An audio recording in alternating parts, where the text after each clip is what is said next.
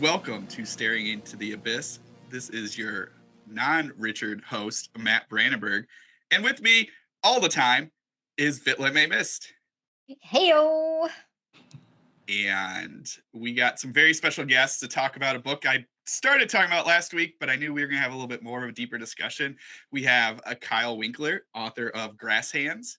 Hello. And Laurel Hightower, author of so many great books. You have something new coming out pretty soon, right? I do, but I can't think about literally any of it because Grasshands. Oh, that's I agree with you. Crossroads. Oh, like I should have told you to introduce me. And this is Laurel Hightower, who is obsessed over Grasshands for several months now. You can't see me, but I have my hands put together in a very sort of bless you type of thank you. In the audio medium, we'll dictate it. His hands are close together in the praying thank you motion. Kind of like the cover of the book in a weird way, maybe. Yeah. Wait, you are without Grasshands. the moss, hopefully, and the vines sticking Without out. all the death part, yeah. Mm-hmm. Yeah. Besides all that stuff, but you did eat some moss. You ate moss growing on Grasshands, so it's like you know about it. Now I know about it. It's not like you wrote or anything. It's just you got all the knowledge from the moss. It's true. That's not wrong. That's the secret. It's like that time travel thing. If you go back in time and you do something, but that person did it to teach you how to do that, like who did it first? It's like that. And it is it's 11:07 in the morning where I am, and it's still too early for all that. So hey, we're like neighbors. I'm in Michigan. Oh yeah, where in Michigan are you? I'm over on in the Southwest, so I'm in Kalamazoo. Oh, okay, yeah. I used to live in northern Indiana for a long time. So, yeah. Really? It's where I'm originally from is Indiana. Where? I'm from originally from Southwest Indiana, and more toward not even close to where Laurel is. You're in Kentucky, right, Laurel? Yeah. Okay, not because you're in Lexington. Yeah. So that's central, yeah. So anyway, Southwest Indiana, Vincennes, which was one of the oldest towns west of the Alleghenies. Which is 45 minutes from Owensboro, Kentucky, home of Johnny Depp. Their claim to fame. And who else? Isn't Muhammad Ali from there? Maybe. I don't know. Someone can look that up. Jim Varney. Oh my gosh. Wow. Okay, so do they have really? Yeah. Oh my gosh. That's rock and roll. Ernest does death. So is that wrong? Should I take that back? No. I'm sorry. Ernest goes to death. Ernest goes to the grave. But then I lived all over. I lived outside Indianapolis, and then went to college at Ball State, which is East Central Indiana, and Muncie. And then my wife was from Warsaw, which is northern Indiana, and I lived in Fort Wayne. So I've been all over Indiana. It's kind of where I started, until I was I can't go back there for various reasons. So not that Ohio is any better, to be perfectly honest with you, but I will. I'm not one of, and people are like, "What the heck? This is all stuff." But I'm not one of the Michigan people that hate on Ohio, so it's cool. Oh yeah, because we're kind of apparently I'm not invested in being in a Buckeye or an Ohioan or anything. So it's apparently there's some sort of rivalry between Ohio and Michigan in the way that Indiana is meant to have. I don't know what Indiana's rivalry is. Anywhere else with corn? Yeah, I just know, unfortunately, Laurel, that a lot of people in Indiana dislike Kentucky, although I don't know why. So. I mean, look at us, for God's sake. Well, okay. There's cool stuff in Kentucky. Louisville's rad, and I have not been to Lexington in a very long time, but you got UK there, right? So. We do, and if I liked sports ball, I would be in the right place. Sports ball. Mostly, I work right next to. I probably shouldn't disclose that. Anyway. Nowhere. She works nowhere. I'm gonna stop. I'll beep it out. Okay. Anyway, yeah, I mostly just kind of meander through that traffic weirdly, but we do have really good bourbon, and it sounds cliche, but it really is our thing. And now that I'm a big bourbon drinker, I go elsewhere and I'm what the fuck is this selection? Right. You guys know there's more than Maker's Mark, right? Yeah, right. We got all 4 kinds though. People just like the wax. Yeah. I mean, it is fun. I do like the wax. It looks fancy. No, I get it. Here in Kalamazoo, we have like, I don't know, 13 different beer breweries here. So I'm the same way with beer. Wherever I go somewhere else, I'm always kind of like, oh man, this is like drinking water. This is Bell's. Yes. This is a Bell's. What the hell? Yeah, I'm like, this isn't a Bell. This isn't my Two Hearted. That's like 10%. What the hell? Yikes. It's crazy. Like, wait, and I swear we'll get to other topics. We'll talk about books. If you're listening right now, I swear we'll talk about horror fiction. It's just crazy. Like when you drink something with such high content, like all the time, and then when you drink something with low content, you're like, okay, what? This doesn't affect me at all. Well, let me tell you something though. I don't know how old everybody is, but I'm going to be 41 in a couple of weeks. So I have indigestion. That's just kind of how it operates, right? It's just suddenly everything sucks. Oh yeah. And you want to talk about horror? Well, I was being through like the microbrew craze. Oh yeah. And people being obsessed with IPAs, but also like not being able to tolerate that stuff and still chugging it, being like, no, this Two Hearted is delicious. And then like you have like this horrible lava coming up your throat.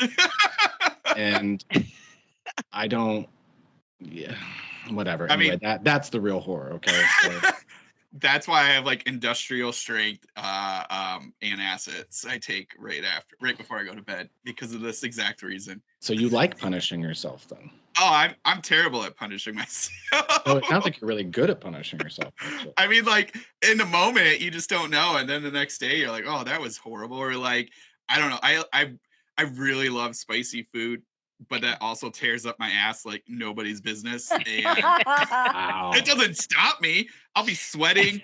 I'll be crying from both ends, but I'm like, well, I'll still keep eating.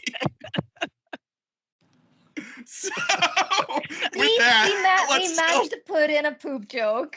Oh yeah, well, good point. We're only 16 minutes in. Yeah, see, I had to bring us back home, bring us right back to the start. So let's talk about what we did. Full circle. Yeah, full circle. Sometimes, man, you watch. Yeah, it is a full circle thing, but it's like an mouth to anus back. It never.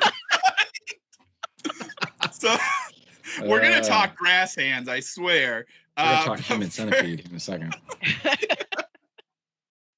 But first, we like to do our little rundown of the week. And I'll start it first. I read and finished the last issue of Vastarien from Grimscribe Press. This has been going on for about 5-6 years. John Padgett and team have been putting this out.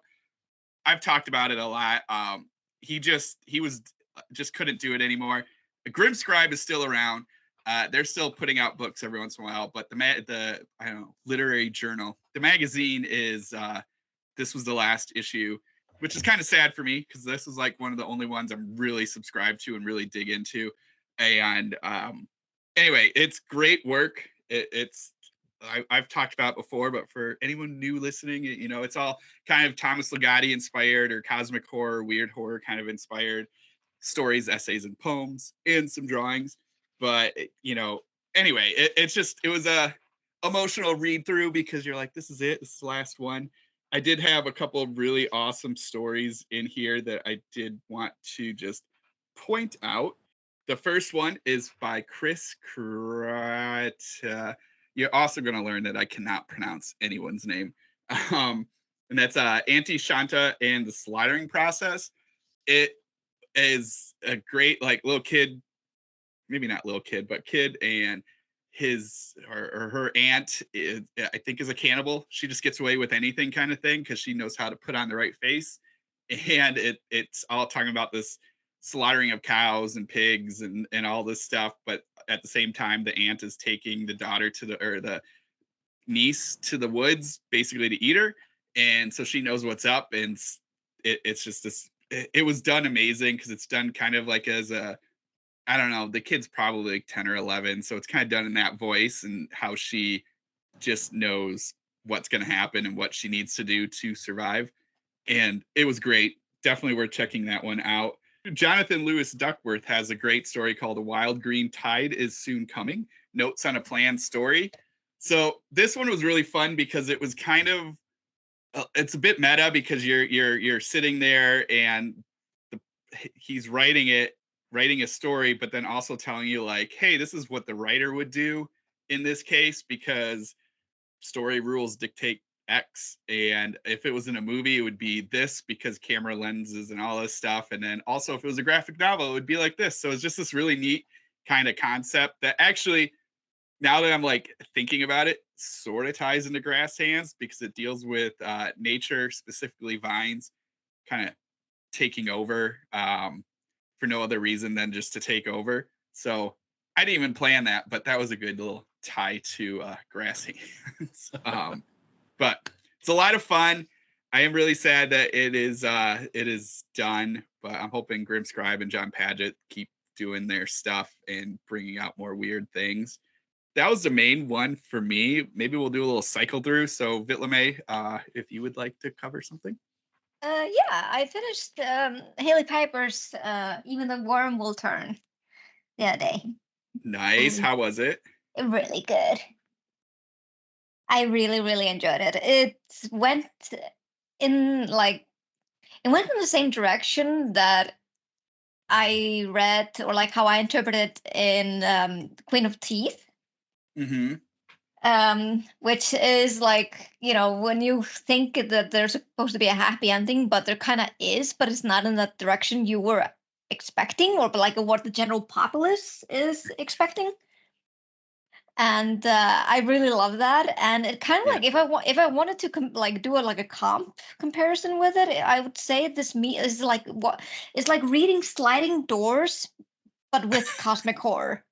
Okay, I like that mix. It's kind of like that. Like immediately when that part happened in the book, I was like transported to my teenage years when I was watching Gwyneth Paltrow when she was, taking her first steps in acting, and then the world regretted ever doing that to her.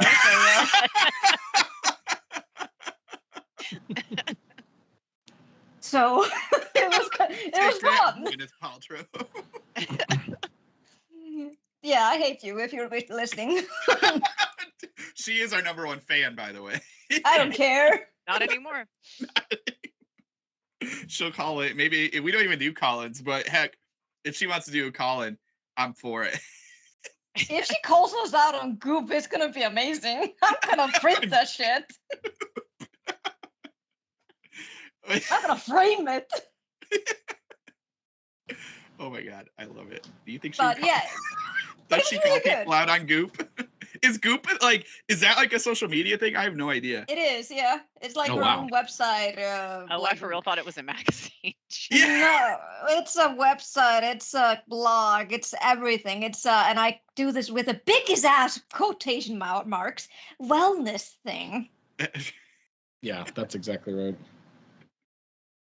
But she just references all the life brand. Yeah.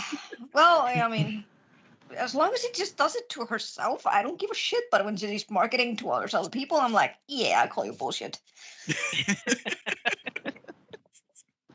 Anyway, apart from the Gwyneth Paltrow ranting here, it is a really good story, and I am really interested to see how, after the story ended, how it will continue on in the last book, which is coming in June. And I just saw the cover for it, and I loved how Cassie did it.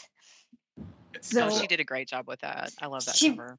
Really did, and I'm super excited. I've discussed it both with Matt and Rich that I'm not the best person to read cosmic horror because it wasn't really available to me when I was a kid. So this is kind of my foray into cosmic horror, and I just really like how she is presenting it through music. Oh, really? Mm-hmm. Oh, I love that. I like that too. I'm trying to remember. She didn't do that in the first one, right? She did, yeah. Did she? Yeah, she did. Okay. They were all singing to that's right. bring forth the worm. Okay, I do remember. So they had a song that pierced the universe, and I'm like, this is amazing. I love this. Yeah, Yeah, I had almost kind of forgotten that part of it, but Now, does it feel like a middle of a like? Does it is it a sequel as in like a sequel, or as a sequel as in like this is still the world? Like, are the same characters in it? I can't remember if we Yes, talked about yes, yeah, it's the same characters, that. Okay, so and now it does happened and happens like 4 years after the first book. okay, Yeah, and and it's in a different perspective though. It's like in the first book you were going through the perspective of Monique, mhm. who was in search of Donna, her lover, and in the second book you're in the perspective of Donna. Oh, nice. So it's really, really interesting. So I'm like, now I'm even more intrigued if like what kind of perspective it's going to be in the third book. Yeah. Does it feel like a middle of a trilogy? And that's not like saying a bad thing. It just doesn't feel like it's a bigger thing happening. I like it's not it didn't lack in anything in my opinion. It just kept like it broadened up the story. Like it broadened up the cosmic horror lore about it. Okay. It made me at least more interested to know more about, you know, what this whole thing is about, like with the worm and everything. All right, I'm on board. Um, So would I have? I read the first one, but like, would somebody have to read the first one to get what's going on in this one? yeah, I think that's more. You can't really have the second book as a standalone. This is like you would have to read the first book to at least get a glimpse of what is happening. Sweet. But All right. she does a pretty good job of kind of like reminding you what happened in the first book, so you're not as like sideways, like because it had been a while since I had read the first book. Yeah. But she did bring up like things that happened, and I was like, oh yeah, it's all coming back to me now. the urge to sing Celine Dion, I'm gonna not do that for you. Yeah. I was just thinking that. All right. Well, Laurel, something that you've done this week or last Oh, week or whatever I have week. I have been reading like some of the most amazing stuff.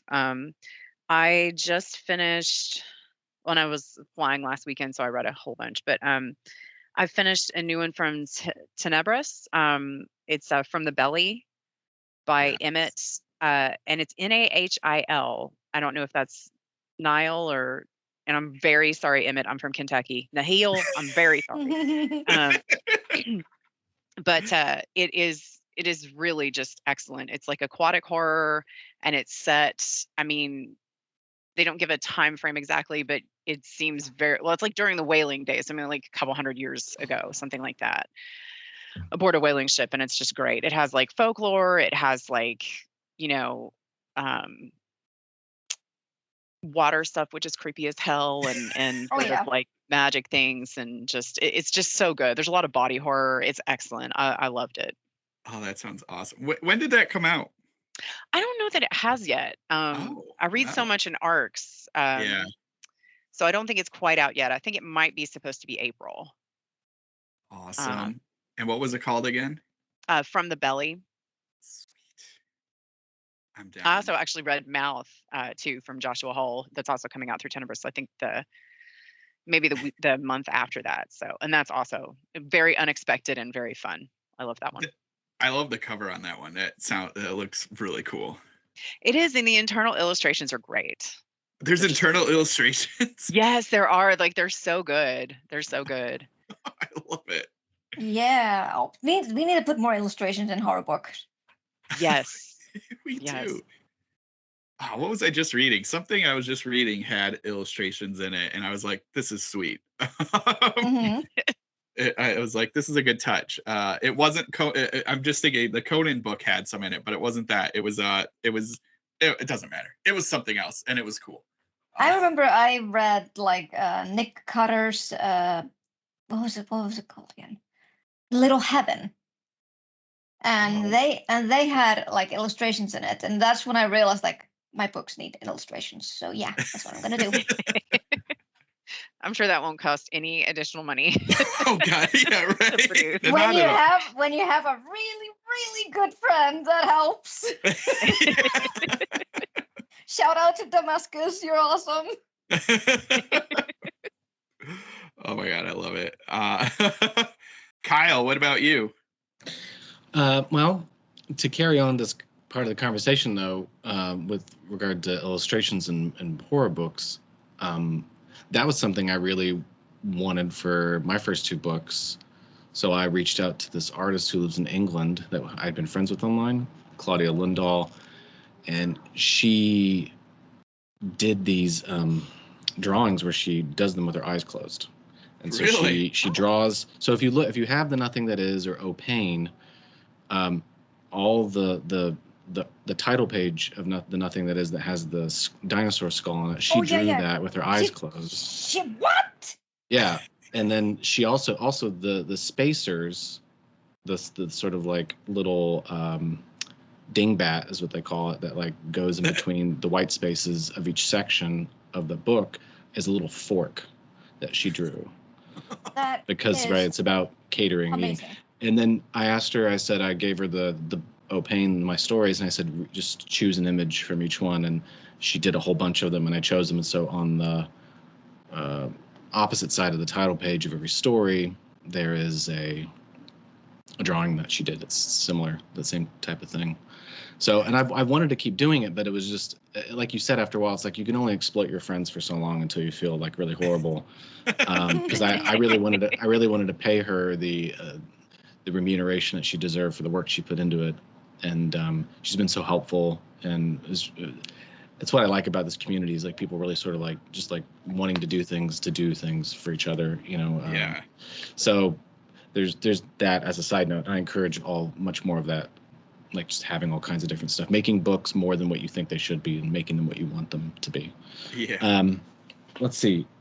I haven't read anything directly horror related. Oh, that's fine. But the last book I finished was a reread, actually, of my friend Richard Mirabella's novel that came out last year called Brother and Sister Enter the Forest. It was published by Catapult. It's a very... Richard told me he likes to think of it as a ghost story that doesn't have a ghost in it. It's about this disturbed relationship between a brother and sister, and it's really intense, and how their lives intertwine and collide, and there's also sort of weird things where the brother has this kind of he's gay in the 90s when it was still, he was trying to keep it from people, and he's young, and he has this older lover who abuses him, and he gets a head injury from it, and so all these horrible things stem from this. So it's intense. It's just really intense. I remember reading it again, and like I had blown through it the first time because I was just trying to, like, you know, so you get really hungry and greedy for like your friend's book. You know, you want to read them real fast, and say, like, I did it. And this time I was like, I'm going to read it really slowly, and I'm going to pay attention to the language more, and I'm going to really, you know, like go through it. So, but yeah, that was a really good one. And then I'm cheating, and I'm going to say two things. I'm starting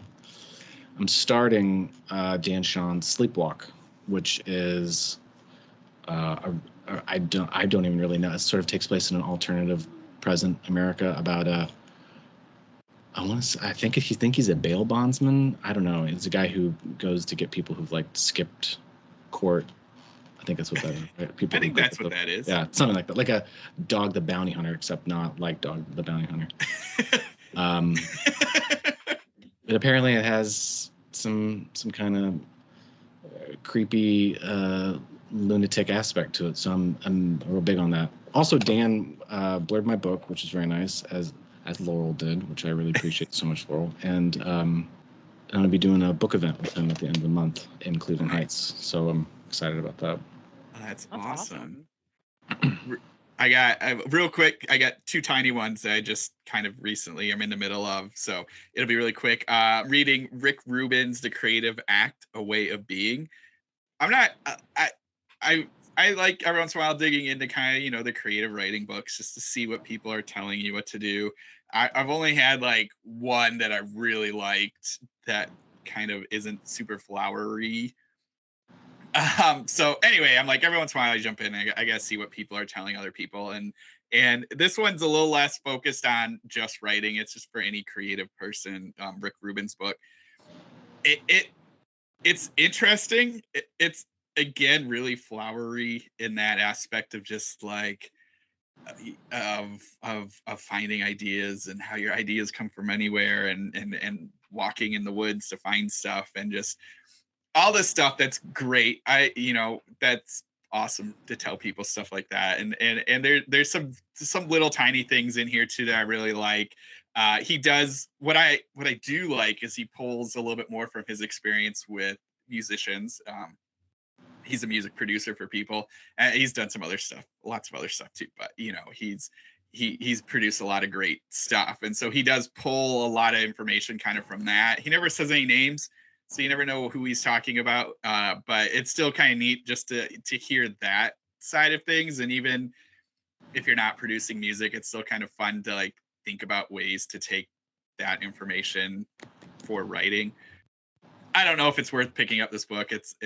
But it's been entertaining. It's something easy. I can just read through the pages. It's not really chapters. Sections are really short, and he throws in these random poems every once in a while. So whatever. But anyway, I'm checking that one out. And then I'm also reading Michael Cisco's Pest, which came out from Clash Books last year. And I don't know if anyone else has read any Michael Cisco stuff before. He's very absurd and very surreal. This book is about a person that was turned into a yak, and it's during mating season. Wow. Oh, I'm sorry, my head just went to Ace Ventura. Yeah, so The mating season, the yak noises. It's an awesome concept. I was like, all right, I'm on board, because they're like, you're getting like, you're inside the yak brain that's like a human brain too, and so there's a lot of that kind of just stream of conscious stuff where he's going back and forth, where he's like, yeah, I have all these yak tendencies, but I'm also a human, so I think like a human sometimes, and I'm really confused at why I'm a yak, and I can see out the sides of my head and all that stuff. But then you're also like flashing back to when he was a human and how he was helping build this like artist. It's not even an artist commune. It's just, it's like one of those almost cult, but not quite cult places that believe that aliens are coming. So I haven't quite figured out how he turned into a yak, and what the the importance of this mating season is, because there's a lot of mating season talk and a lot of talk about that. Is this gonna be just like yak porn? Wow. Is that what we're building up to here? I will keep everyone posted if it's just yak porn. No, I wouldn't say just yak porn. Don't downplay that. We don't have that much yak porn that I'm aware of. That's true. It is an untapped market. I'm gonna leave any additional jokes aside. So yeah, I'll keep everyone posted. Past Michael Cisco, he does the absurd really well, and he does this kind of stream of conscious stuff really well. The images he paints, even outside of the yak stuff, is just amazing, and you're like, I don't even know where his mind is going. So anyway, I'm very excited to see where this ends up. And Vitlame, anything else? In the Mouth of Madness? Is that the movie? Is that called? for the first time? No. Well, Okay. I'm not sure. I think I watched it when I was like really little, so I don't remember anything. Like I stumbled upon it when it was like a already movie TV thing, and like I managed to see a glimpse of it. Movies. Yeah, Yeah. I managed to see a glimpse of it, and then my mom and dad saw me. They're like, "No, you can't watch it. This is a bad movie." Well, compared to things now, it's not even close. But with regard to just like how, you can't overstate how influential John Carpenter is on the field, obviously, of horror. Yeah. That movie specifically, just seems to like permeate everything, especially in the last like say 3 or 4 years. For some reason, I think there's like a resurgence of those what are called the Apocalypse trilogy. Yeah. Mm-hmm. I think so. Yeah, I'm excited. Oh, yeah, it'll kind of be like a first time for you. But yeah, kind I'm of. jealous. Jealous of you. So yeah. And then you gotta watch it again, because then you'll pick up on all the stuff. Because I think that that was one of those movies where he did it so well, making you need to rewatch it to figure out what you're watching. Oh, interesting. Okay. Take Just- that. Is it like yeah. the same? Is it like the same? You have to watch The Thing again just to catch the little things. I would say even like, and I love The Thing, but I think in the way that he built the story in the Mouth of Madness, it's better than The Thing for a rewatch. Just because it's like the way it's, you don't know what you're like I don't want to, because you need to see it. Yeah. You can you watch it, and then you two can talk about it afterwards and have a little a bonus episode about like all the secret Easter eggs. Because it's just it's crazy. Like, and I didn't. And this doesn't. Well, no, I won't even say it. But there's just some like really interesting things I didn't notice until I like was reading and listening to people talk about it, and then just this question of like what level you're in when you're watching it as like you, the person watching it. It's wild. All right. I'm excited. That's amazing. I hope you enjoy it. Laurel and Kyle, do you guys have anything else, or should we dig into Grasshands? Let's dig in, unless Kyle has anything. No, Awesome. shovel ready. So I think first, let's maybe just get, because we did a very short intro, but maybe Kyle, you might just, and I know people love it when they ask you to do this for anybody.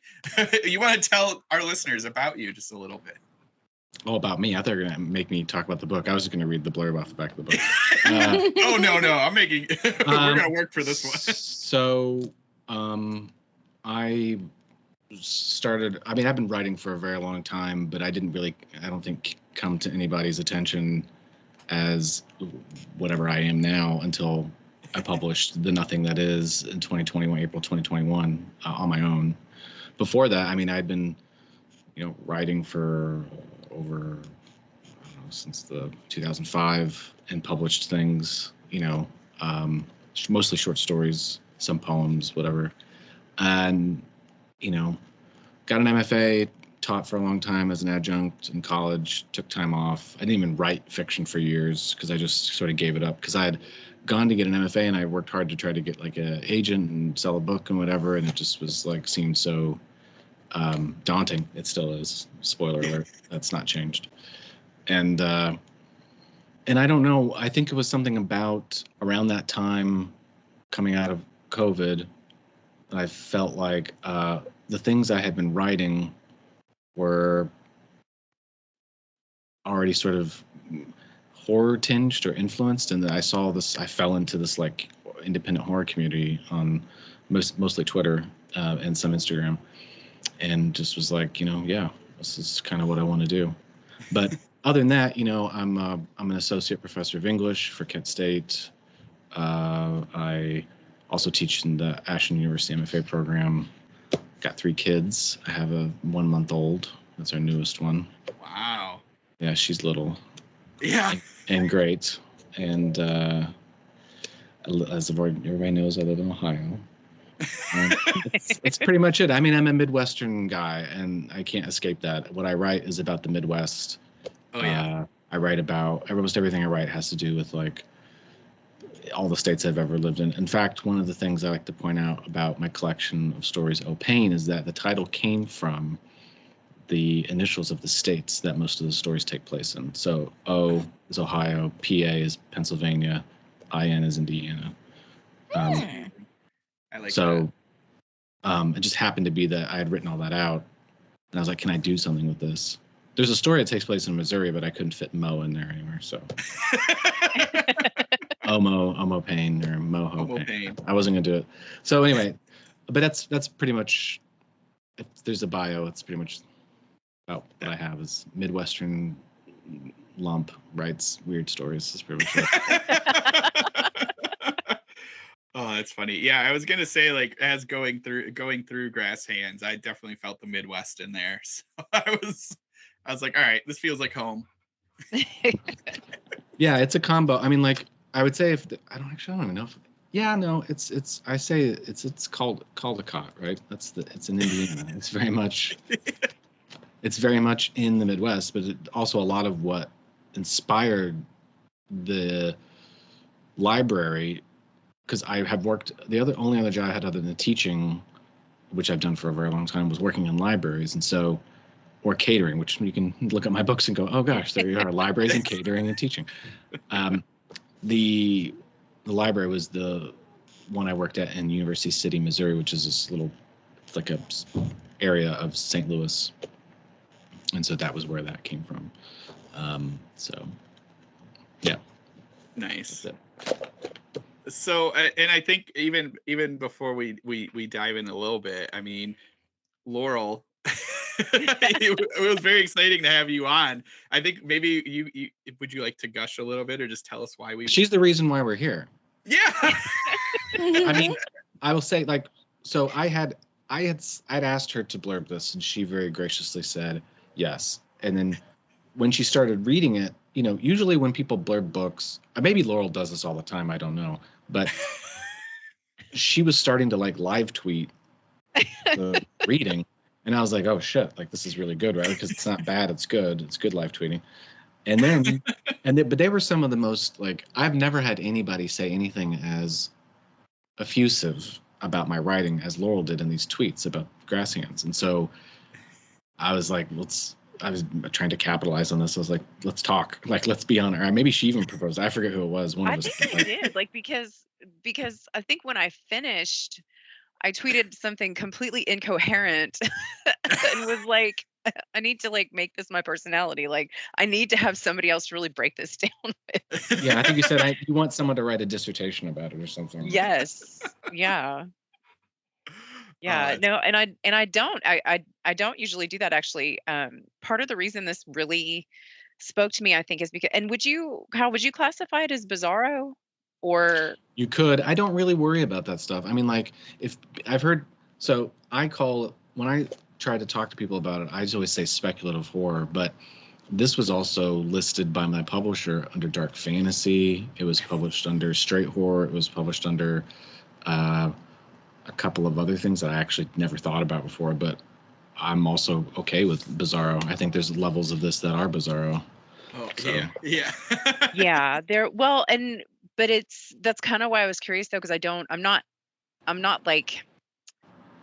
great at like really recognizing and applying the labels, but it just struck me that so much of it it's almost like I'm still not coherent. It's like it's like it hits on all these levels, but also in a way that you're not even noticing it doing, because it's sort of like sneaking around the back, and then you're like, oh my God, there's this whole thing here. And it just there's so many layers, I feel like, to it, and so much that's kind of represented by it. So yeah, I really just I kind of wanted to just like delve into a whole lot of it, and I'm just very curious about the process and everything. And kind of my thing is like I'm not always great with symbolism. Like, I don't understand, and a lot of times I read stuff very straightforward and have no idea that there was like subtext. Yeah. And so like for me, this is one that really sort of opened a door that was like, no, there's a lot of subtext, but it's very accessible. Come over here and check it out. So I don't know. It was such a great reading experience for that reason. Well, then choose one. Like, feel free to, like, what's something that when you were reading it, you were like, this sounds so as sort of aggrandizing on my part. Like, tell me something wonderful from a book that you want to talk about. But like, I mean, hang on, I'm flipping through my pages. Well, I will say that I'm glad so I really appreciate you saying that, because originally when I had given this, I told my agent at the time about this project. This is the thing that got me the agent. I had worked on a previous book, which is now Boris Says the Words, which was my first novel that I published with I was working with an agent there, and he didn't want it, and I ended up doing it on my own. And he was like, if you write another one, send me another book. So I wrote Grasshands. And as I've said in other places, I wanted this book to be saleable, right? I wanted this to be like mainstream.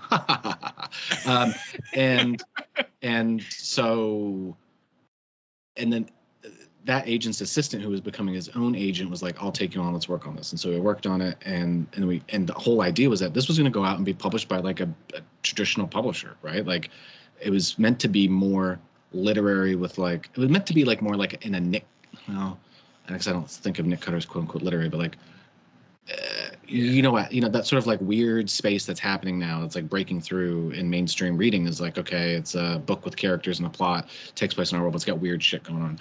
And I just realized now retrospectively, like this is way too fucking weird for that. But, and it's not as quote unquote straightforward or, general reader friendly as say Nick Cutter is. So it's just, I think I'm sort of doomed to just find myself in these really niche reading areas for whatever reason, which is fine. I don't really care about that. But yeah, I don't know. It's because I come from that background. Like all my training in an pre-MFA and through the MFA was like meeting all these really big writers of the 20th century who would come in and talk, who are like, published in the New Yorker and, publishing books that are, getting critiqued on the New York Times bestseller list or considered, being taught in college classes or whatever. So I had that sort of background, but I was also, me, right? So like, and that was going on in the program. People were doing weird stuff and I came out of that and I wanted to keep doing weird stuff. And I was always drawn to fantasy and science fiction and horror and, doing all these things in the background. And it all kind of came together in that. So Laurel's not wrong, like all that stuff is there. Yeah. So, thank you. Well, so it like read to me, well, and then we can, yeah, I can't, it was probably Laurel's tweets that got me into it and just reading the back of it and everything like that. And, I love obviously talking about a yak book. I love more bizarro, absurd stuff, and I think what really caught me was was Albert growing giant. And I was like, okay, I'm on board. There's somebody turning into a giant. Let's read this. Right off the bat as I was going through it, and we can maybe delve in the plot and stuff like that for listeners. Sure. But just right off the bat, it kind of reads like a Spike Jonze, Michel Gondry doing like a horror kind of thing, where you have, because regardless of the giant and the moss and in Grasshands itself, you kind of have this grounded story about somebody just trying to make it. It's just you have a grounded story and but then what pulls in the kind of absurd parts are like what we said, the Grasshands and Albert turning giant and this people eating moss and what you do, which we get into this idea of what moss they eat and what that kind of makes them do. All of that stuff kind of reads in that.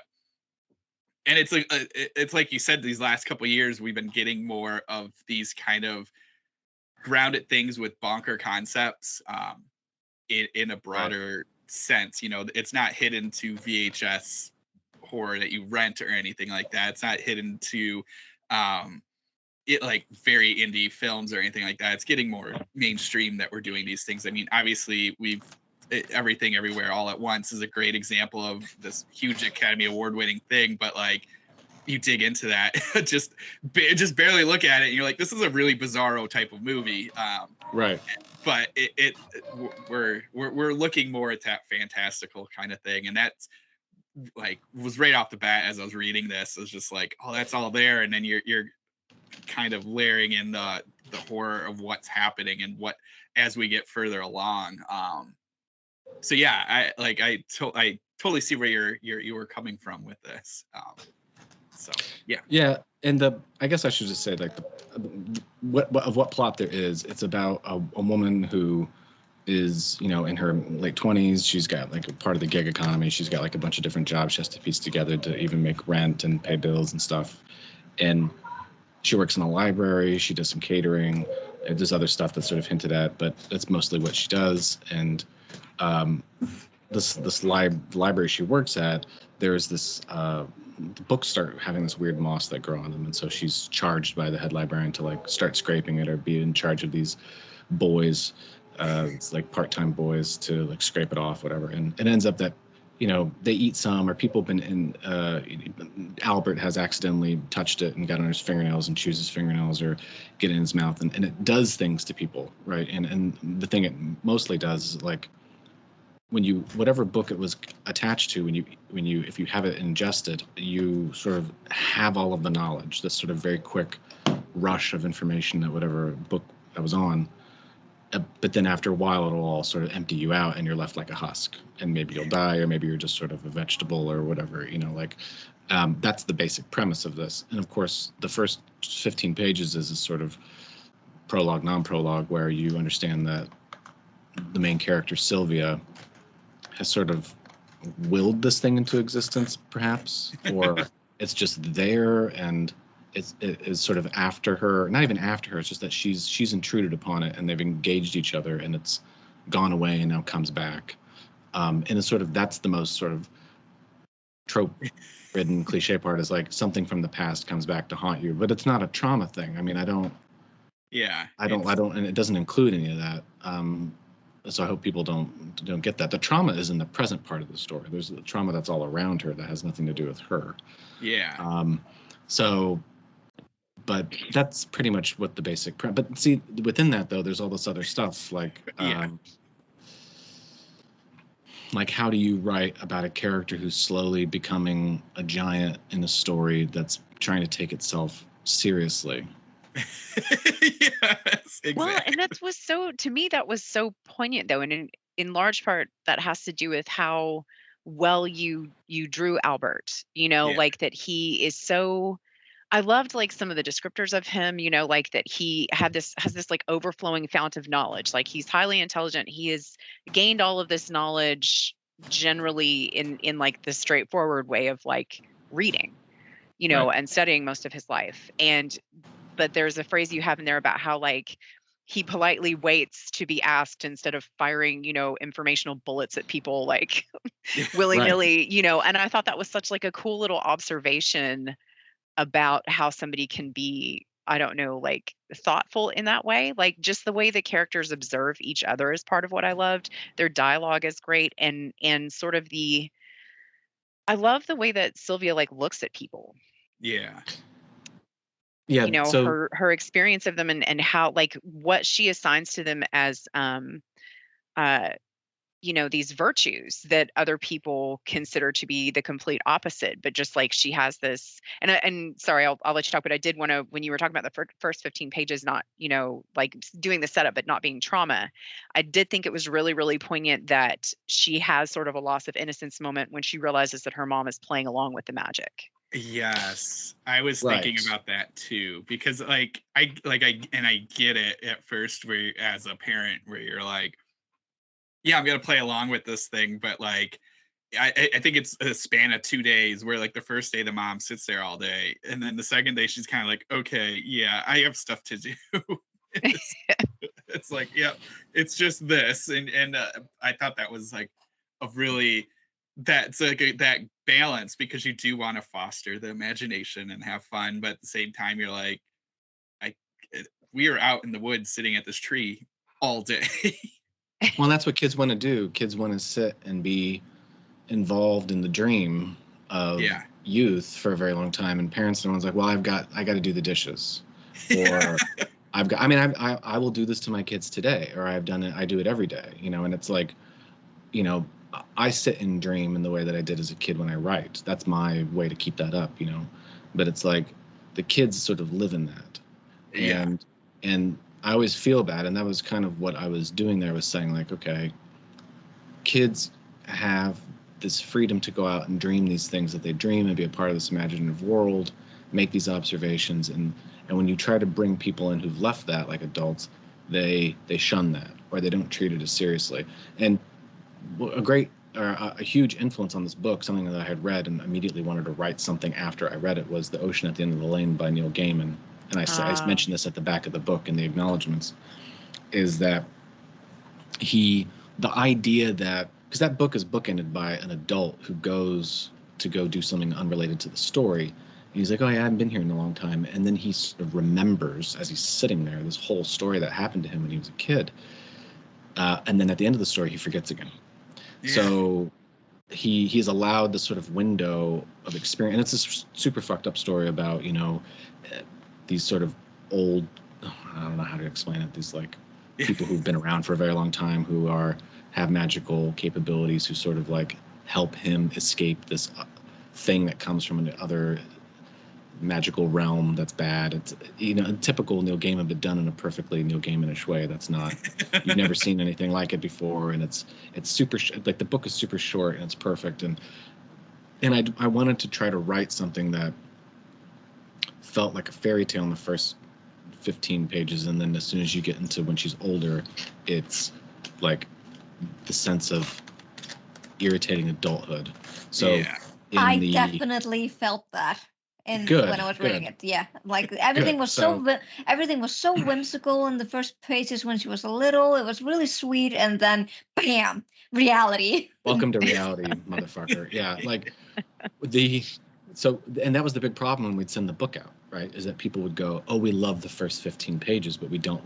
The tone changes, and we don't want it." And I was like, "Well, then you don't like the book, then, because the book is the bitter reality of the adult, not the, you know, which is sort of foretold in that, you know." Yeah.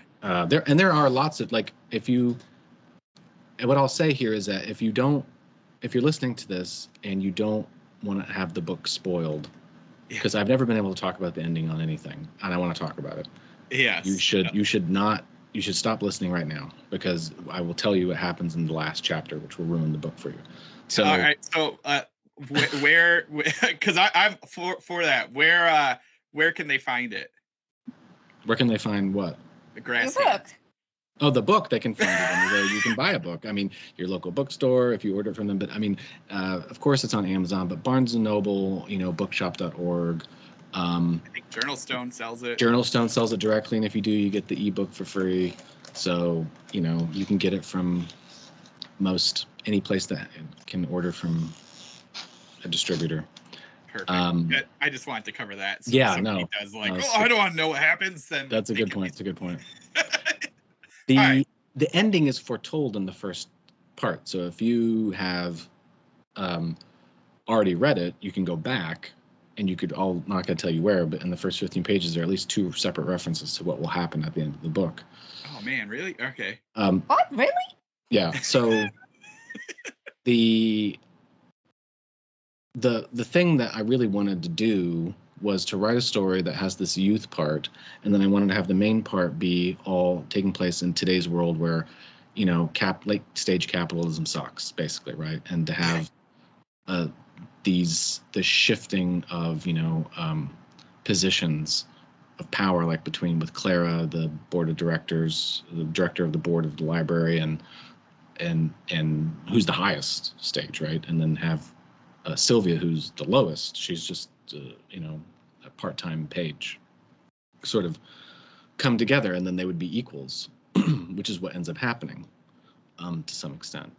And then this big spoiler is it flashes forward like 300 years because of what happens to them. They towards the end of the book go into this hole to fight Grasshands, or whatever its form is. The Mother Fog, I guess, is another word that is referred to. And I've also been alluding to time dilating and things happening. And Albert's down there, and he's huge now, and he's doing all this stuff. And then he leaves first. And when both the women come out at the same time, they realize that just in the few minutes that he preceded them, he's already, like, he was 100 years back, even more, you know, like, and he's already like written into history as this like icon. And then they come out, and they're already expected, you know, all this stuff had happened. And I'd like to know what people think about it, because people don't want to talk about it with me because they don't want to spoil anything. But I'm like, the whole point of the book was really to get to that, because I wanted to see how it worked. I do love the fact that he was called like the Giant of Appalachia. Yeah. And it made me really want to, like, they did. I don't remember if they put it, like, if you put it in the book or not.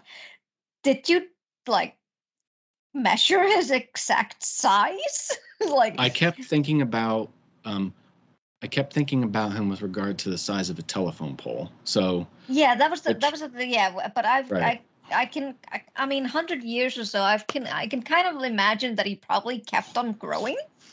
Right. Well, and see, I'm happy to leave a lot of that vague, because in my mind, I think like, okay, how do giants operate on a world like ours? Like, because they're breathing like the mesosphere, they can't really have any good oxygen. It doesn't make any sense, which is why it's a fantasy. But to me, it was sort of like his doom was to be big and then be so big that he just the world can't sustain you. So you just sort of lay down, like at the end of Moana or something, where the god just becomes like an island. Yeah. And it's just this thing. So yeah, exactly. Which is one of my favorite movies, actually. So that was kind of I'm picturing Albert laying down like that, like in being covered with everything. I mean, you know, originally, and then at the end, it was this sort of thing. His monument was meant to be something like the phrase is "the branch will not break," and the branch is a reference to the library branch. But I got that from a James Wright poem. This is a beautiful poem, and then he's describing how this blue jay lands on this sort of like snow-covered branch, which is already very heavy, and the blue jay lands on it, and it bends, but he says the branch will not break. And it was a sort of amazing image of natural resilience. Like, you know, you can throw a lot at stuff and it will still hang in. And I didn't even think, I just wanted that. And it wasn't until I realized that branch could be a good descriptor for the library branch that it happened to work out that way. And that was the original title, and I wanted to keep it, but everybody was like, no one's going to know what this means. They're going to think it's a collection of like nature essays or something. So Grasshands was my next choice, which I think was much better. Yeah. So, but that's the science fiction part, right? Like, so this book is, you could label it like science fiction, horror, you know, family drama, because there's a whole subplot in there about Albert and his wife and the miscarriage, and and like, which we've gone through 3 miscarriages in our, you know, pregnancy history, and I just felt like no one was talking about it.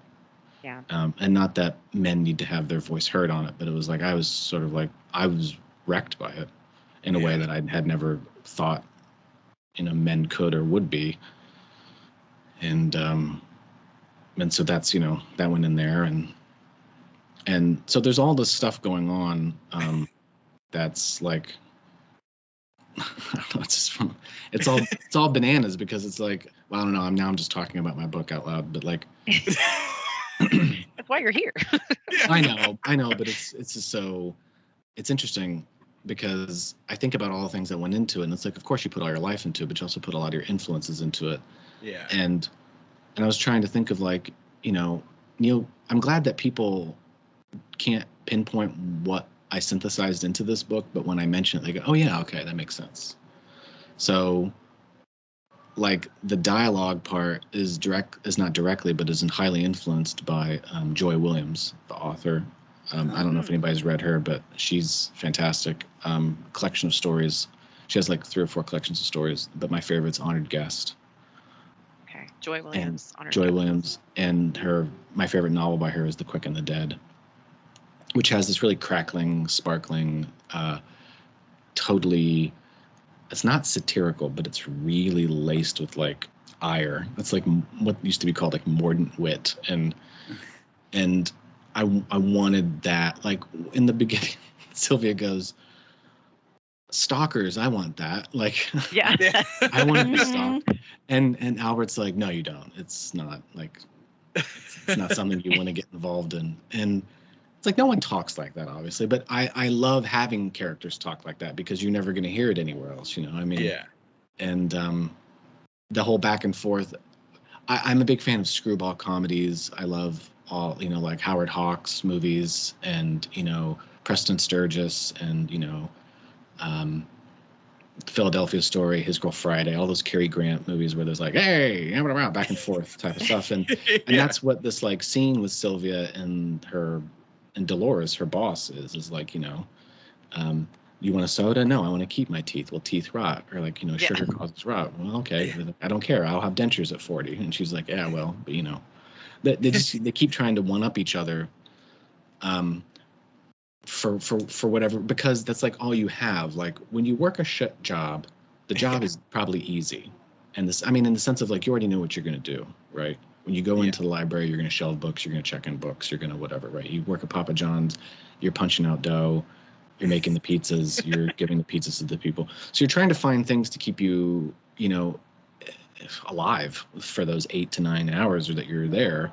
That's listening to music or fucking around with your coworkers, or, you know, like you're just trying to find something to do. And for me, it was always just like trying to keep up some sort of witty banter that would, you know, like a one-upsmanship type of thing that would keep you going.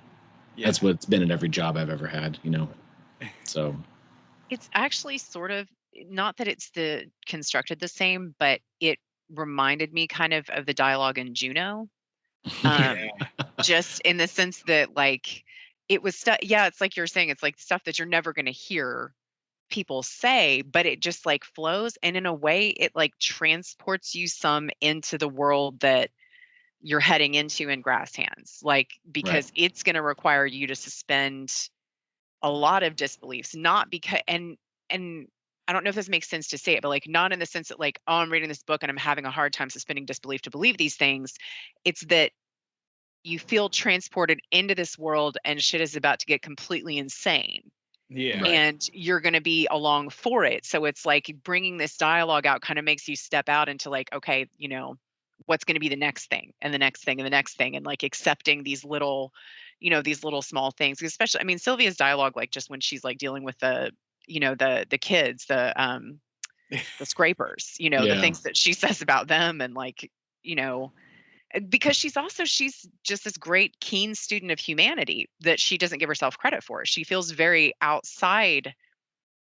That's the impression I get of her anyway, is that she feels very outside of like most of these other people, and like particularly her old roommates, like their actions don't make very much sense to her. But it's like you can tell she's used to that, and she's like, I'm just used to people not making sense. And so she just kind of like, okay, sure, I'll move out. You know, well, it's because like the way I view that is like, Sylvia, you're right, she's someone who doesn't give herself credit for her own capabilities, which is why her and Albert are such, you know, bosom buddies, because Albert is not trying to impose his intellect on people, and she's not trying to impose her observations on people unless sort of it's elicited, right? Like when, and this is the funny part, is like no one notices that except Clara. And Clara wants her to like capitalize on it in that sort of like, I'll raise you to be the dark daughter I've never had thing. And she's like, I don't want that fulfillment, right?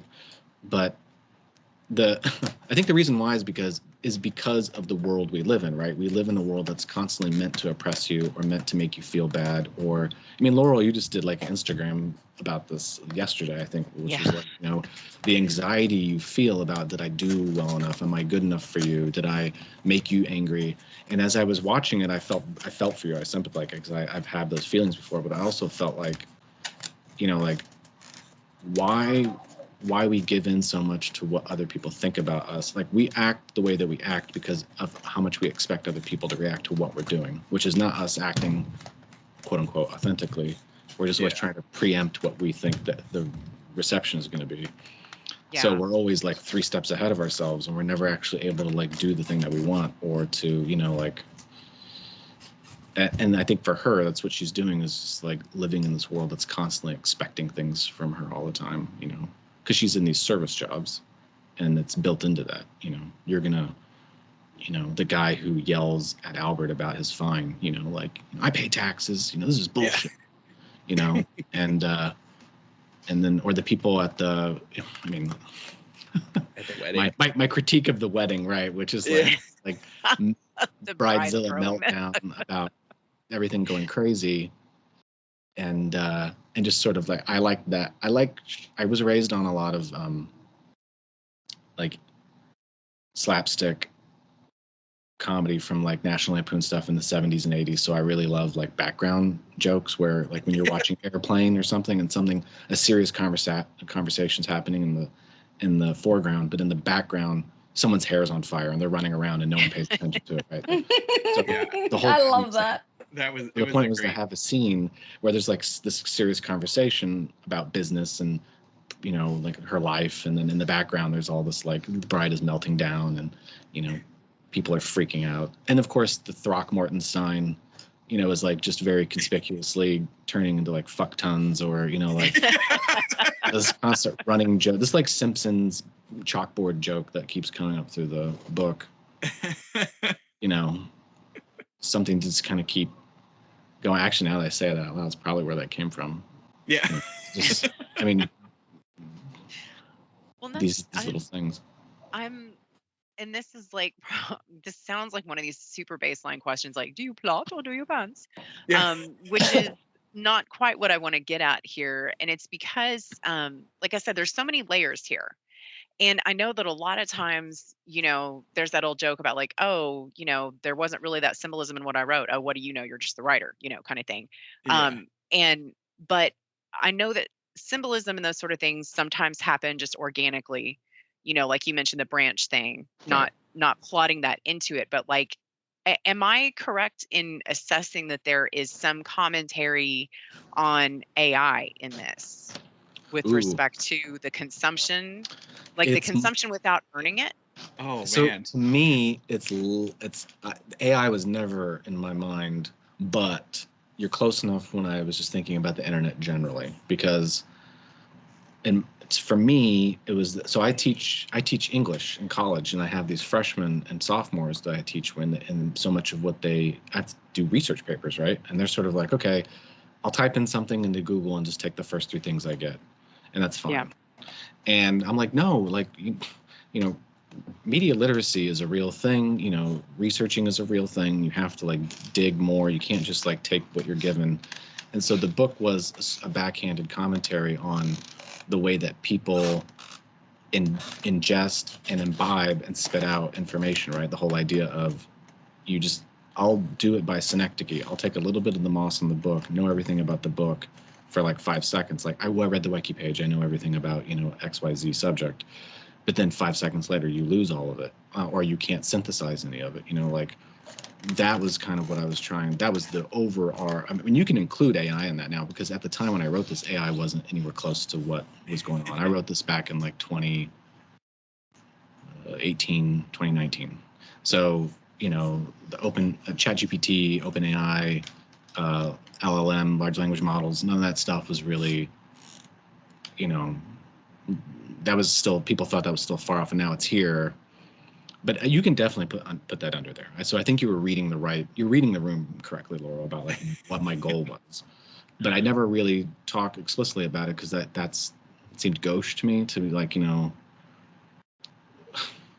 let me, you know, I love the phrase, like, if you want to send a message, use Western Union, you know, like that's the better way to do it. You know, like trying to shoehorn a message into a novel always sort of falls flat, because I just realized there might be people listening to this who don't know what the fuck Western Union is. It was a telegram company. Put that up there. But the idea is like, you know, shoehorning a message in there is obviously never really, it doesn't work. Yeah. And sometimes it does, you know, like Bentley Little's The Store is a good example. You know, like Walmart sucks, got it. You know, and he does good stuff. Like, I didn't want to say like, you know, the internet sucks, because it doesn't suck. It's just the way that we engage with the internet in the 21st century sucks, you know. And so yeah, I mean, you nailed it. I think that's That's interesting. So. That's interesting though, because it does make sense. Like I remember like getting like close to the end and being like I don't know, like my brain opened, like, oh my gosh, this is like, you know, so indicative of like AI. But that makes sense to me too, that it's broader than that. You know, in the sense of that type of learning quickly. And it's, you know, I mean, you've got kids. I've got a 6-year-old, and so he's just now like in kindergarten. And you know, there's the scene that you have in there with the mother who's like force feeding her like toddler moth about certain subjects so that he can like excel. And yes. I just like felt that so hard, like not in the sense that, oh, I would totally do that, but I feel like this is one of these like parenting things where I had, you know, I was an older parent when I first had Tiny. I was at 35 when I had him, and I'd had like all this time to think about all these like, you know, grand schemes of parenting. And I definitely haven't been able to do everything I wanted to do because there's, realities just doesn't allow for that. But I mean, Right. that's one of those things that was important to me, was like letting kids learn at their pace. And the artificial pressure that we place on ourselves. And this is maybe like getting too abstract with it, but like I imagine all of us here, I am at all times stretched completely to the max.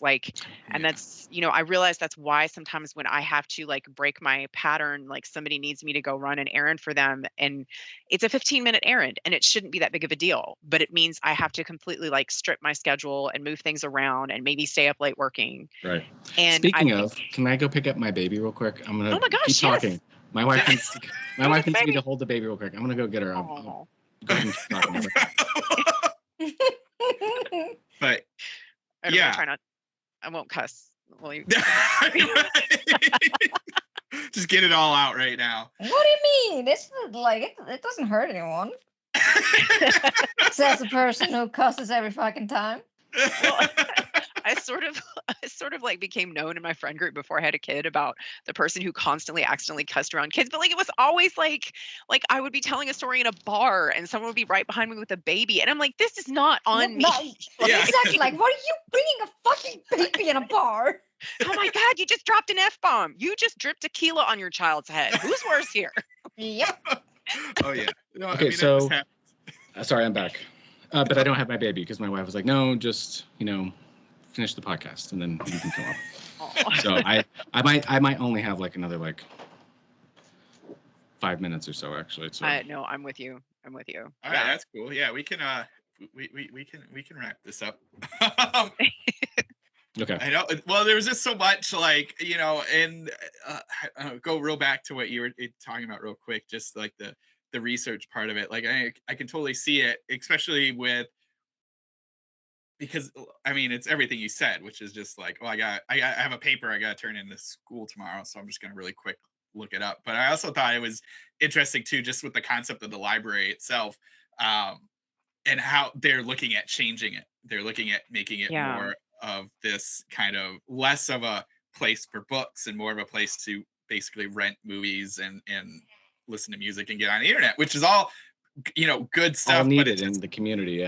Exactly. But it's still just that I don't know, maybe it's the old school thinking of me too, where you're like, well, you need all the old books to like research and look at stuff, and like you're just turning, I thought it was an interesting like a concept, and it ties into the research stuff, where instead of like looking up in encyclopedias and looking up in text and stuff like that, you're just using the library to get online to look at Wikipedia to copy and paste into your piece of paper. And now people, because I still go to a lot of libraries obviously, but now what people use a lot of the library for is just the free Wi-Fi.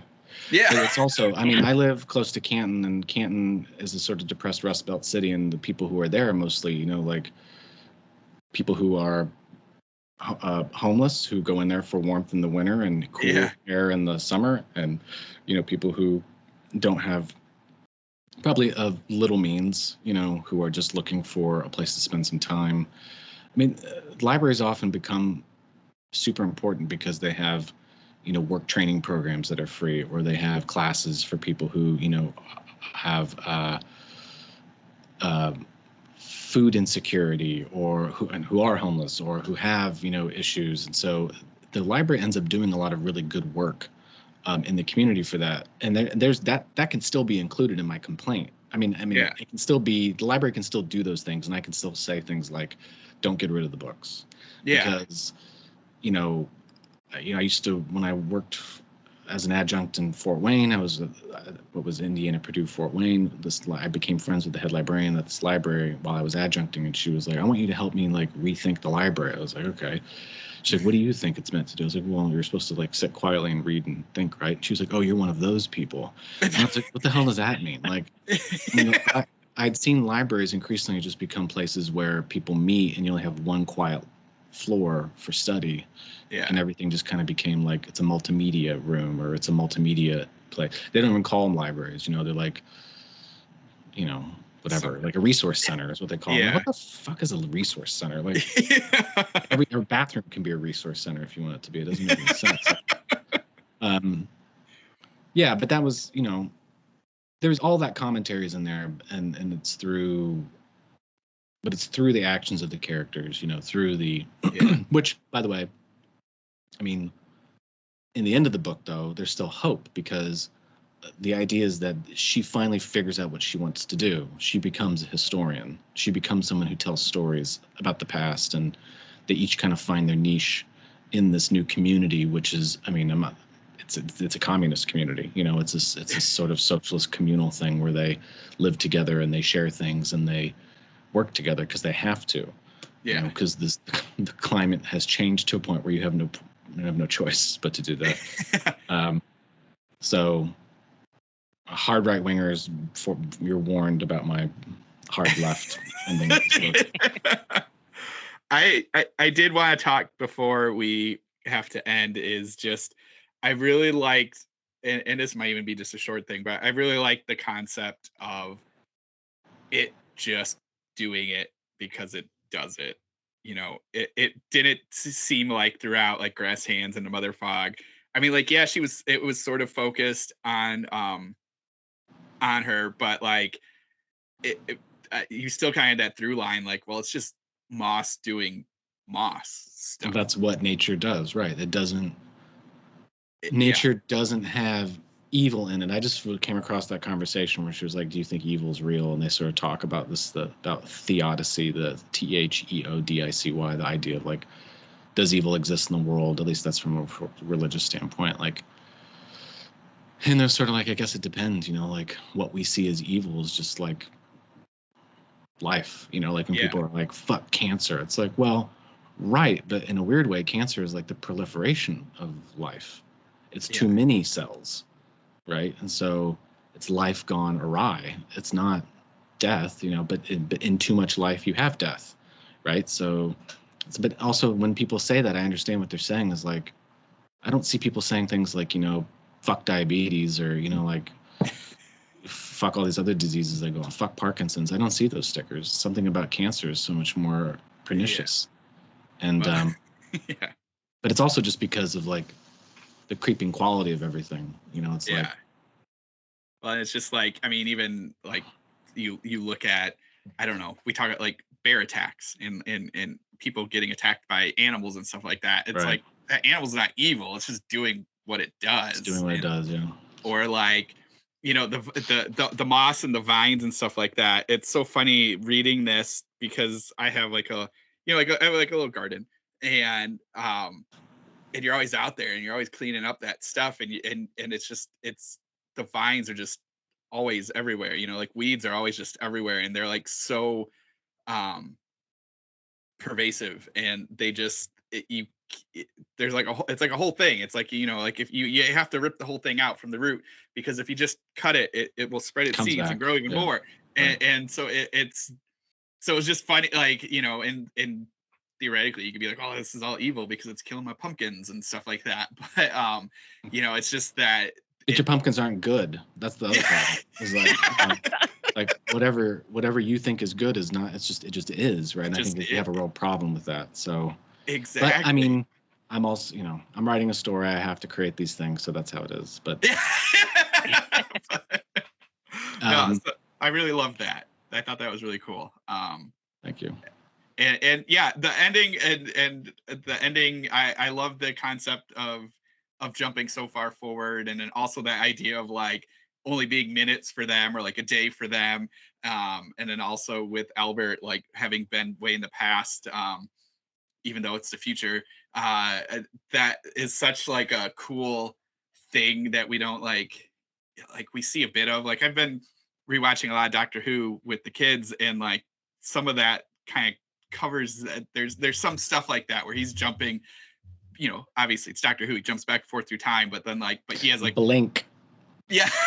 Blink, the episode Blink. That is exactly. And I'm not trying to start another whole conversation because I really do have to go, but like that was a part of it. And then also, I've mentioned this before, the end of Ian M. Banks's novel Fearsome Engine, which is a science fiction book, was very much it. It's called a slingshot ending. That's sort of like the tropey term given to it, which is where you slingshot the person forward in the last paragraph or chapter or line or whatever. Yeah. And change the paradigm or the perspective through parallax about like where you'd been the whole time. And so it was really sort of a tasty thing I really wanted to try out, and I hope that I succeeded. So I think you did. I think it worked, and I love Definitely. Well, anyway, thank you for coming. Let's do Laurel. You want to? I don't know if you can talk about something, a new thing coming up, but if you real quick want to just plug anything, and then social media stuff. Do you want to let Kyle go and do his sign off, and we can because I know there's a woman with a baby and 2 other children who is standing over there, and I can feel her. So if you want to let him sign off real quick, then we can do it. Thank you everybody for having me here. I appreciate it. The book is out. You can get it anywhere. Grasshands. I will be seeing Laurel soon. March 2nd, we're going to be at the Scholastic Book Fair in Indianapolis. I'm going to be there too. Oh, great. So I'll see you there person.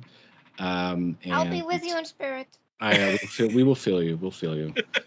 And come out and say hi. And then my next book is going to be coming out with Castaigne Press late summer, early fall. It's called Tone Bone. It's basically just a sequel, sort of a sideways sequel to The Nothing That Is. So one of the characters from The Nothing That Is, it follows her. She's the biker, the anarchic biker. It follows her life in that one. So look out for that. But thank you, Laurel. Thank you, Matt. Thank you for coming on. Thank you. I appreciate it. Yeah, and I will see the 2 of you soon. So I'm going to go. But keep talking. Have fun. Be well. Will do. All right. Love on those kiddos. Thank you. Yes. Bye-bye. Bye. All right. Well, Laurel, now it's your turn. Yeah, sorry. I've been that woman.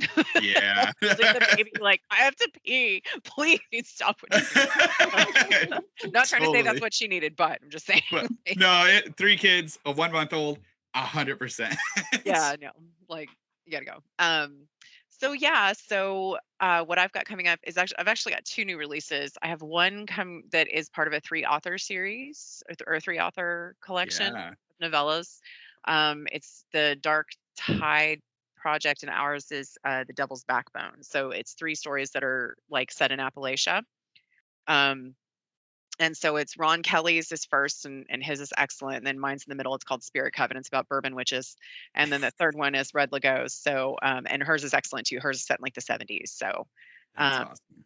Yeah. I've been loving those Dark Tide books. I think it's a really cool concept. I love the covers too, the thematic, setup of it, and then the way each one is different. I really was happy with the cover. So yeah, that comes out in later February, and then in April I have The Day of the Door coming out with Ghoulish, which will never live up to the cover. Jesus Christ, Trevor.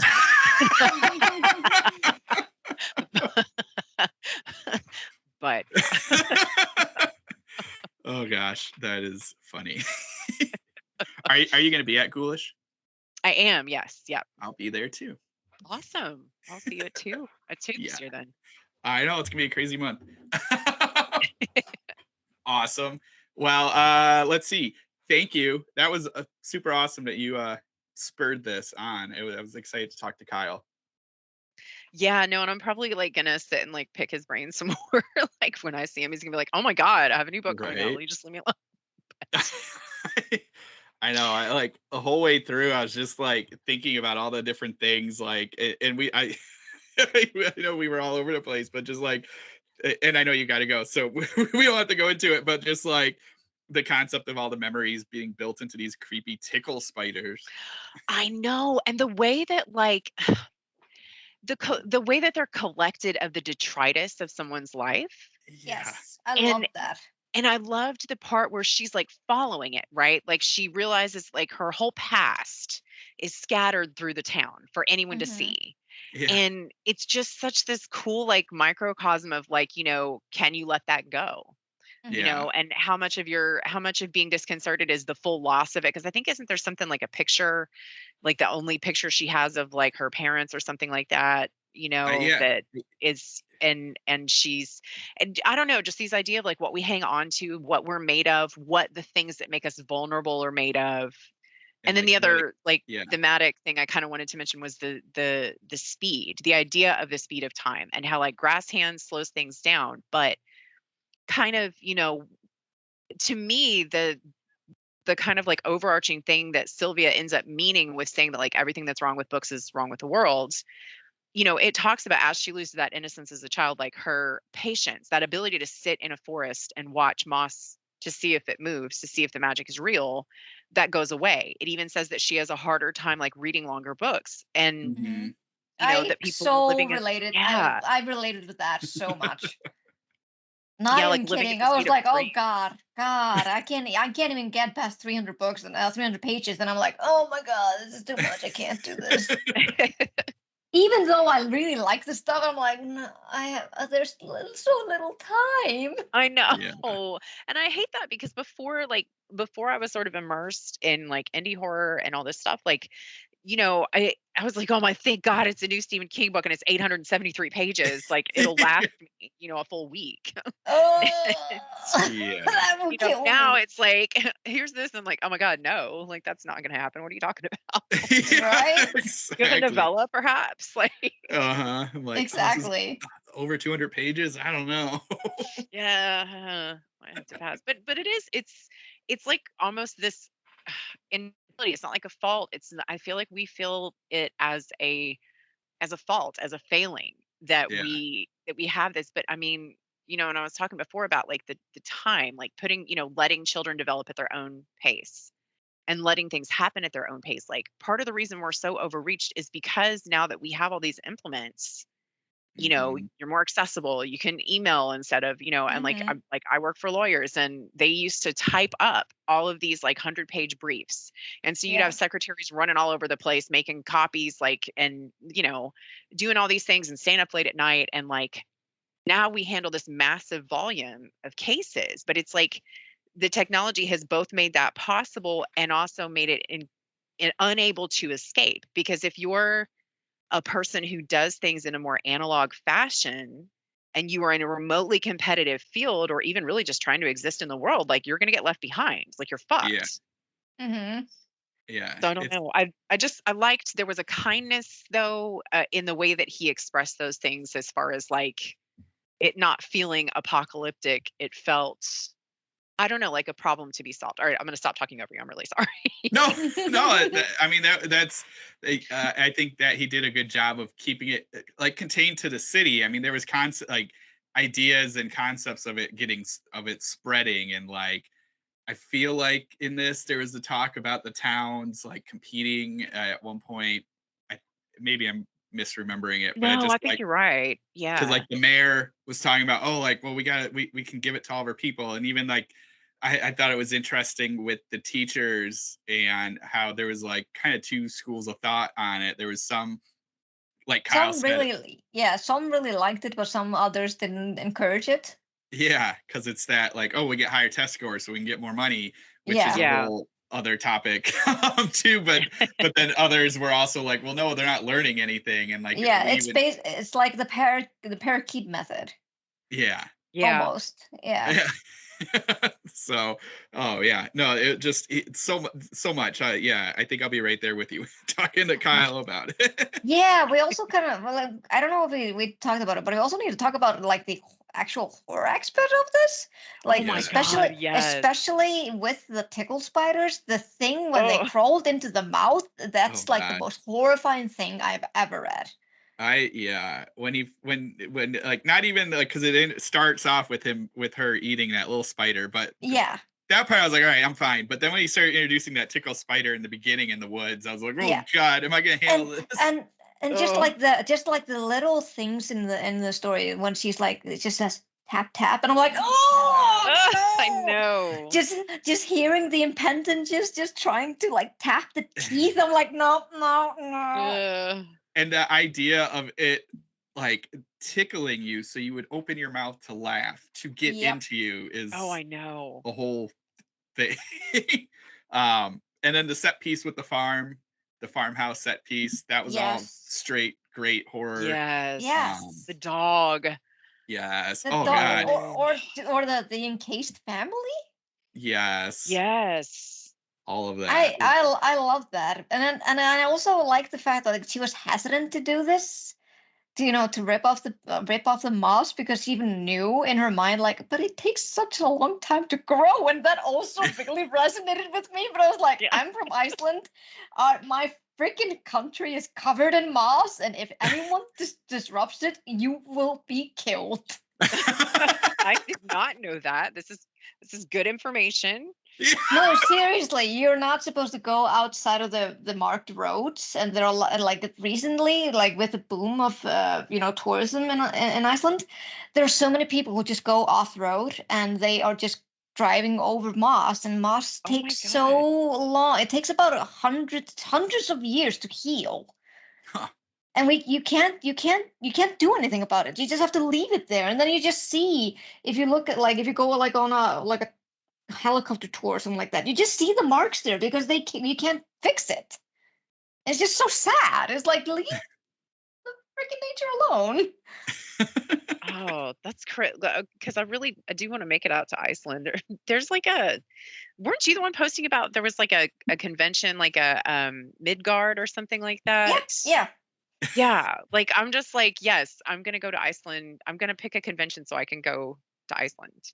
Like, there are two conventions that you can take a look at. One is called IceCon, and that's in the end of May. I'm actually going there this year. I think I have a table now. Awesome. And Midgard is always in September. Okay, this is cool.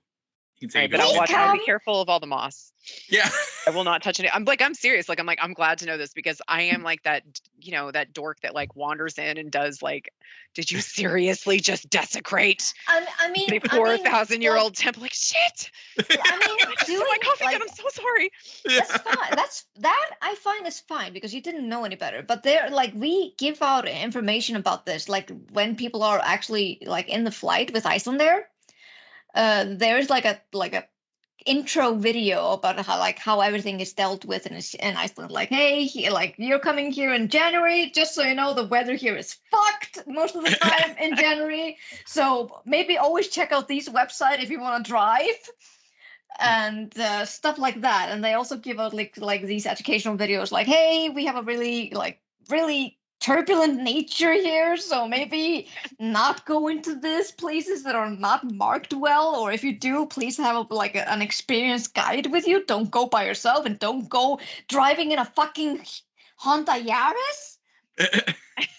It's like in a small fucking van. Like, no, just be like, please take all necessary precautions, because we don't want to send out our volunteers, our search and rescue volunteers, because they're not getting paid for your fucking shit.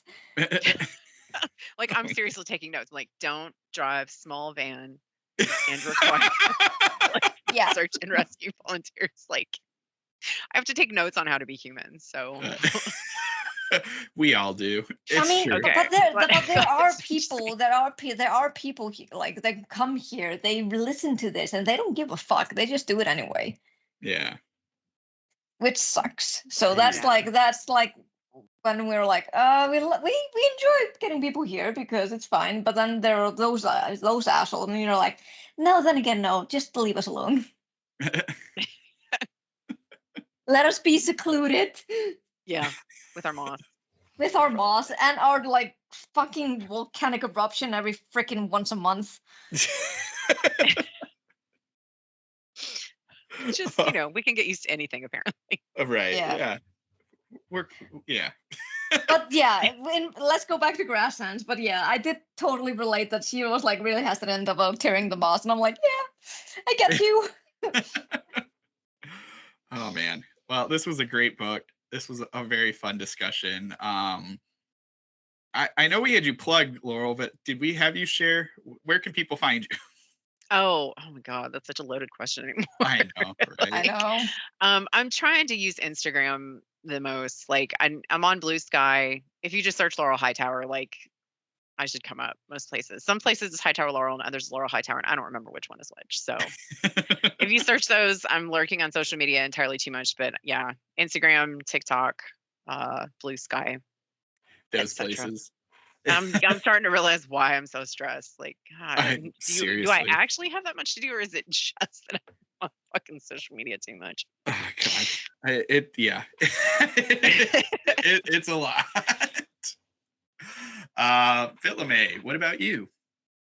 Like Laurel, I actually am more on Instagram because, as I probably said last time, that I found a glitch.